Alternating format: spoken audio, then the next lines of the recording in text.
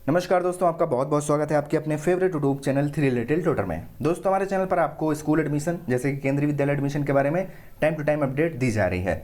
दोस्तों, हमने अपने प्रीवियस वीडियोस में आपको बताया कि कैसे आप अपने बच्चे का क्लास 1 में एडमिशन के लिए लॉटरी लिस्ट का स्टेटस चेक कर सकते हैं, लॉटरी रिजल्ट का स्टेटस चेक कर सकते हैं, क्योंकि आज जो है केंद्रीय विद्यालय का जो क्लास 1 का लॉटरी रिजल्ट का लिस्ट है वो जारी होने वाला है।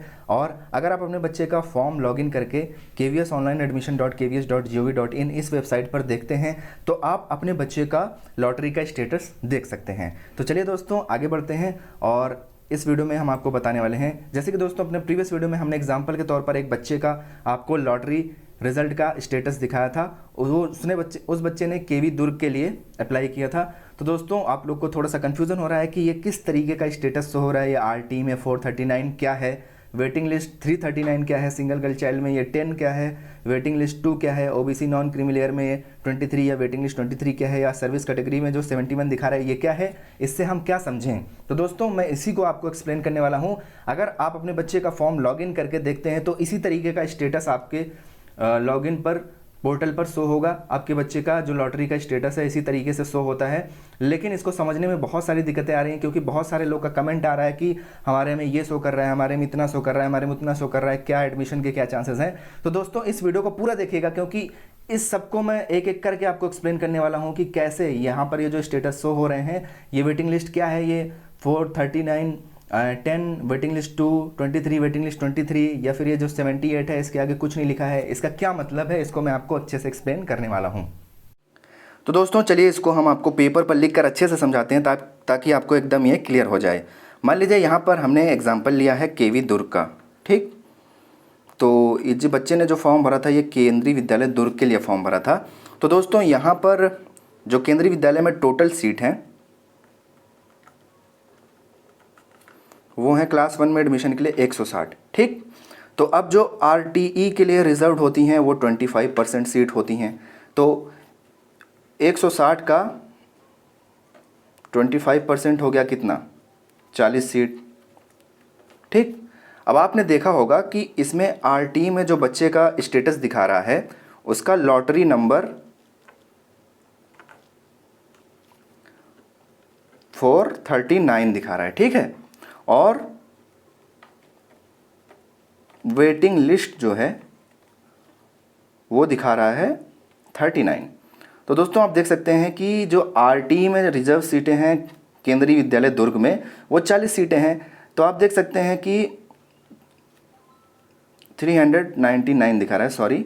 तो आप देख सकते हैं कि जब हम इसके लॉटरी नंबर में से 40 माइनस कर देते हैं, ये जो 40 माइनस कर रहे हैं ये वो बच्चे हैं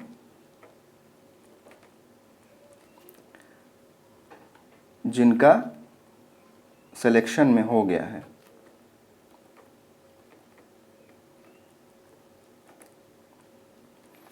तो जब हम 439 में से 40 माइनस करेंगे तो कितना आएगा, 399। मतलब ये इनका जो नंबर आया है, ये जो आरटी कैटेगरी में इनका जो वेटिंग लिस्ट 399 आया है, ये जो टोटल आरटी की सीटें हैं 40, इनको निकालने के बाद आया है। इसलिए इनका जो लॉटरी का वेटिंग लिस्ट नंबर है वो 399 है, ठीक। अब आगे बढ़ते हैं। मान लीजिए सिंगल गर्ल चाइल्ड का।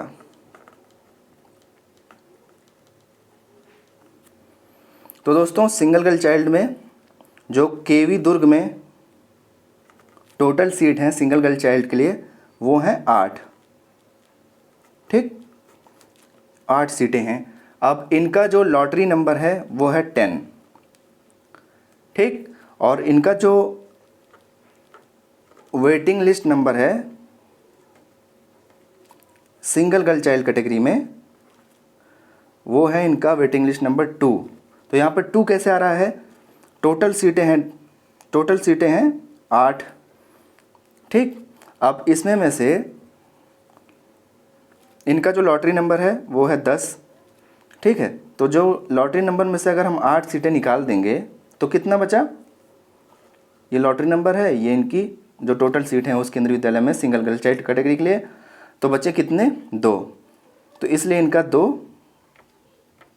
वेटिंग लिस्ट आ रहा है।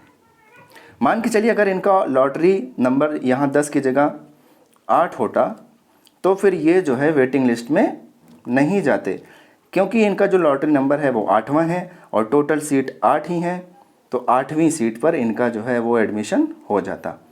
तो दोस्तों उम्मीद करता हूँ कि आपको समझ में आ गया होगा। अब अगले में आप देखिए, जैसे ओबीसी नॉन क्रीमी लेयर है, ठीक। अब ओबीसी नॉन क्रीमी लेयर जो है इनका आप देख रहे हैं दिखा रहा है 23 लॉटरी नंबर और वेटिंग लिस्ट जो है ये भी इनकी 23 ही है। देखिए जैसे ओबीसी नॉन क्रीमी लेयर हुए, एससी हुए, एसटी हुए या ईडब्ल्यूएस हुए, ठीक, इनके लिए कोई अलग से सीट रिजर्व्ड नहीं होती है केंद्रीय विद्यालय में, ठीक है। इसके लिए इनका जो लॉटरी नंबर है और जो इनका वेटिंग लिस्ट नंबर है ये सेम है। अगर इनके लिए रिजर्व सीटें होती तब जो टोटल इनकी रिजर्व सीट होती, मान लीजिए इनकी जो टोटल रिजर्व सीट हैं वो x हैं, तो इनके लॉटरी नंबर में से टोटल सीट को घटाना होता है तो फिर उनका जो है आता। इसके लिए इनका जो है वेटिंग में ही रखा गया है, ठीक है दोस्तों। तो इस तरीके से लास्ट वाले पे अगर हम देखते हैं तो जो सर्विस कैटेगरी है, इस बच्चे का सर्विस कैटेगरी 1 में लॉटरी नंबर है 78 और उसके आगे कुछ नहीं लिखा है, ना तो वेटिंग लिस्ट लिखा है ना तो कुछ लिखा है। तो दोस्तों जो केंद्रीय विद्यालय में दुर्ग में टोटल सीटें हैं वो 160 हैं। अब इसमें में से हमने माइनस कर दिया आरटीई की ये जो 25% सीट हैं, और इसको करने के बाद अब कितनी बची, 120 सीटें।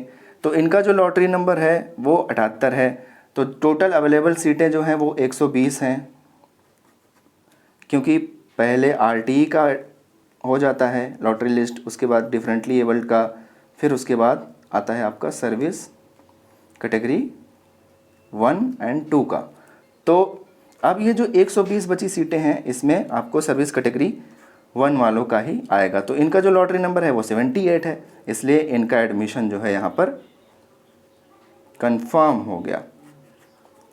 तो दोस्तों अगर मैं इसको कंक्लूज़न के तौर पे बताऊं, इस पूरे वीडियो का अगर मैं आपको एक कंक्लूज़न बताऊं कि इस पूरे वीडियो से क्या कंक्लूज़न निकलता है, तो इसका कंक्लूज़न ये है कि अगर आपकी लॉटरी नंबर उस कैटेगरी में उपलब्ध सीट के बराबर या कम है, ठीक है। जैसे मान लीजिए आरटी में आपका आरटी में टोटल उपलब्ध सीट हैं 40, और अगर आपका जो लॉटरी नंबर है वो 38 हुआ, 39 हुआ, मतलब कि 40 से कम।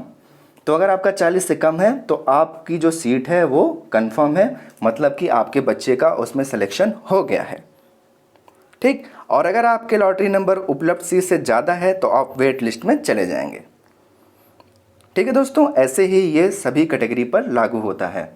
तो दोस्तों अभी जो आप अपने बच्चे का स्टेटस देख रहे हैं लॉगिन करके, फॉर्म का जो नंबर है वो सब लॉगिन करके जो आप देख रहे हैं स्टेटस, वो आप देखिए, ठीक है। और हमने अभी जो आपको बताया इसके हिसाब से आप देख लीजिए कि उस केंद्रीय विद्यालय में उतनी सीटें हैं उस कैटेगरी में, अगर हैं और आपका जो ये लॉटरी नंबर आया है अगर उससे कम या उसके बराबर है तो आपके बच्चे का सिलेक्शन कंफर्म है। अदरवाइज़ आप जो है केंद्रीय विद्यालय की वेबसाइट चेक करते रहें, वहाँ पर फाइनल सिलेक्शन लिस्ट आ जाएगी, उसमें आप अपने बच्चे का नाम चेक कर लीजिए, उसमें आपको मिल जाएगा कि आपके बच्चे का सिलेक्शन फाइनली हुआ है या नहीं हुआ है। और दोस्तों आप चाहें तो फिज़िकली भी विज़िट कर सकते हैं, अगर वहाँ पर कोविड-19 की सिचुएशन फिजिबल हो तो आप जाकर केंद्रीय विद्यालय में भी पता कर सकते हैं, क्योंकि हमें कुछ सोर्सेज से पता लगा है कि वेबसाइट पर अभी जो है वो लिस्ट नहीं आई है, लेकिन कॉलेज स्कूल के जो नोटिस बोर्ड है, केंद्रीय विद्यालय के जो नोटिस बोर्ड है वहाँ पर लिस्ट लग रही है। तो अगर आपको थोड़ा जल्दी हो तो आप वहाँ पर भी जाकर लिस्ट को देख सकते हैं।